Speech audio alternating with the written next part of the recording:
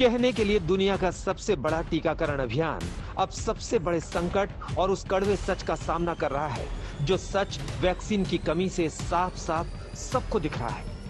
नहीं तो कोई वजह नहीं थी कि महाराष्ट्र और कर्नाटक जैसे राज्य 18+ आबादी के टीकाकरण को रोक देते। नहीं तो कोई और वजह नहीं थी कि देश की राजधानी से लेकर करीब करीब हर शहर में वैक्सीन के लिए मारामारी है। हालत यह है, महाराष्ट्र में 18+ आबादी का टीकाकरण तत्काल रोक दिया गया और इस एज ग्रुप के लिए जो वैक्सीन खरीदी गई थी उसका स्टॉक 45+ आबादी की दूसरी डोज के लिए इस्तेमाल करने का फैसला किया, क्योंकि महाराष्ट्र का कहना है कि केंद्र से 45+ आबादी के लिए पर्याप्त वैक्सीन मुहैया नहीं हो रही। महाराष्ट्र में 45+ आबादी के 20 लाख लोग दूसरी डोज का इंतजार कर रहे हैं और उन्हें दूसरी डोज देने में देरी नहीं की जा सकती। देश भर की तरह मुंबई में भी वैक्सीनेशन गति स्लो है। जितने डोजेस की आवश्यकता है उतने डोजेस अवेलेबल नहीं होने की वजह से रूल भी जो है वो चेंज हो रहे हैं। इस वक्त हम मुंबई के कोहिनूर पार्किंग लॉट का जो वैक्सीनेशन सेंटर है वहां पर है। यहाँ पर नए रूल के मुताबिक 18 और 45 जो एज ग्रुप के लोग हैं, मुंबई और महाराष्ट्र में इन एज ग्रुप के लोगों के लिए वैक्सीनेशन टेम्पररीली बंद कर दिया गया है। अब जो 60+ लोग हैं जिनका सेकंड डोज है वो लोग मंडे, ट्यूसडे, फ्राइडे के दिन वॉक इन कर सकते हैं वैक्सीनेशन सेंटर में, लेकिन उसके अलावा बाकी हफ्ते के जो दिन है उसमें अपॉइंटमेंट्स और स्लॉट्स उनको लगेंगे, तभी वैक्सीनेशन सेंटर में एंट्री मिल पाएगी। तो इसका सीधा असर आप देख पा रहे हैं कि मुंबई में जहां पर लाइन और लंबी लंबी लाइन और गर्दी के दृश्य सामने आते थे, अब वैक्सीनेशन सेंटर जो है वो रिलेटिवली खाली है। महाराष्ट्र में अब 18+ आबादी का वैक्सीनेशन फिर से कब शुरू होगा, इस पर कुछ नहीं कहा जा सकता।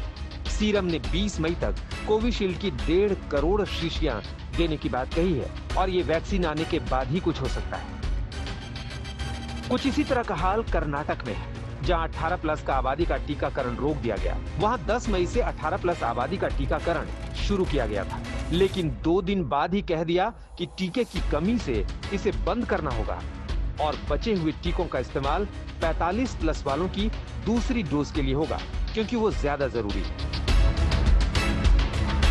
दिल्ली का हाल भी महाराष्ट्र कर्नाटक से अलग नहीं है। 18+ आबादी का वैक्सीनेशन शुरू होने के 10 दिन के अंदर कोवैक्सीन का स्टॉक करीब करीब खत्म हो गया। कुछ पता नहीं कब 18+ का वैक्सीनेशन बंद हो जाए।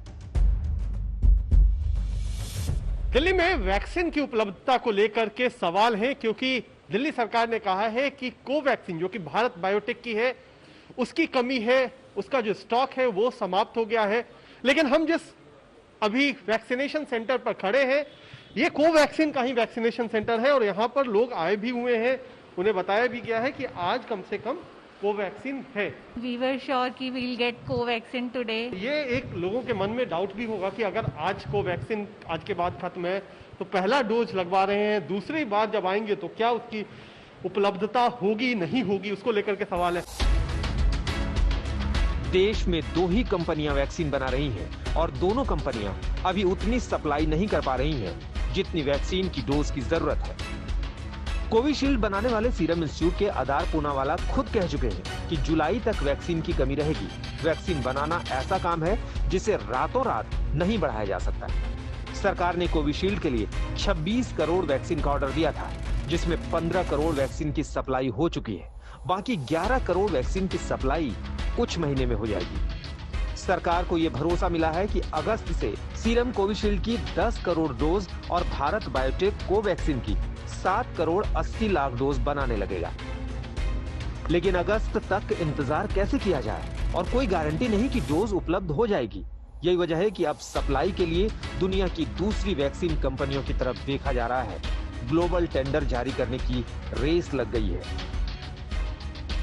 राजस्थान ने 1 करोड़ वैक्सीन डोज के लिए ग्लोबल टेंडर देने की मंजूरी दे दी है।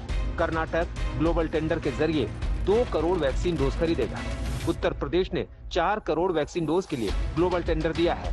हरियाणा, झारखंड, ओडिशा, तेलंगाना, तमिलनाडु, पश्चिम बंगाल भी ग्लोबल टेंडर जारी करके वैक्सीन खरीदेंगे। दिल्ली और महाराष्ट्र भी वैक्सीन के लिए ग्लोबल टेंडर जारी करेंगे। मुंबई में बीएमसी पहली नगर पालिका है जिसने 1 करोड़ वैक्सीन डोज का टेंडर जारी किया है।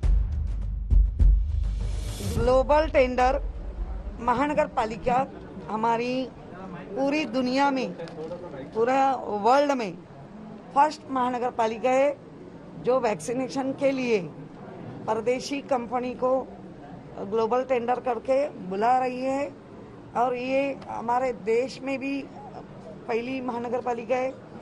अपना देश में दूसरा सेकंड राज्य है कि जो ग्लोबल टेंडर कर रहे हैं।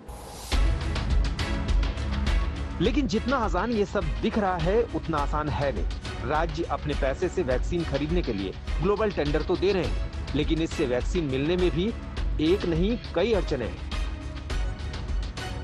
पहली बात तो ये है कि ग्लोबल वैक्सीन कंपनियों से वैक्सीन की डोज जल्द मिल जाएगी, इसकी कोई गारंटी नहीं है, क्योंकि इन सभी कंपनियों के पास पहले से दूसरे देशों के ऑर्डर हैं। दूसरी बात यह है कि ग्लोबल वैक्सीन कंपनियां भी सीमित संख्या में हैं। वैक्सीन सप्लाई करने में उनके लिए भारत प्राथमिकता होगा, ये कहा नहीं जा सकता। वो भी तब जब सीधे तौर पर वैक्सीन भारत सरकार नहीं राज्य खरीद रहे हैं। तीसरी बात यह है कि कोई भी राज्य ऐसी विदेशी वैक्सीन कंपनी से सप्लाई का करार करके भी क्या कर पाएगा अगर उस विदेशी वैक्सीन को भारत में मंजूरी नहीं मिली। भले ही केंद्र ने कहा है कि ग्लोबल अप्रूवल वाली वैक्सीन के रास्ते में भारत में कोई रुकावट नहीं आएगी, लेकिन फिर भी कुछ नियमों और शर्तों का पालन तो करना ही होगा। इसमें भी देर लग सकती है। एक और जरूरी बात यह है कि अगर विदेशी वैक्सीन की सप्लाई की डील हो जाती है तो स्टोरेज और ट्रांसपोर्टेशन कैसे मैनेज होगा, क्योंकि Pfizer, Moderna, Johnson and Johnson जैसी वैक्सीन के लिए बहुत कम तापमान चाहिए। इनसे टीकाकरण उस तरह से आसान नहीं होगा जैसे कि अभी कोविशील्ड और कोवैक्सीन के जरिए भारत में टीकाकरण हो रहा है, जिनकी सप्लाई चेन के लिए 2 से 8 डिग्री टेम्परेचर ही चाहिए। दिल्ली से कुमार कुणाल और मुंबई से मुस्तफा शेख के साथ आज तक ब्यूरो।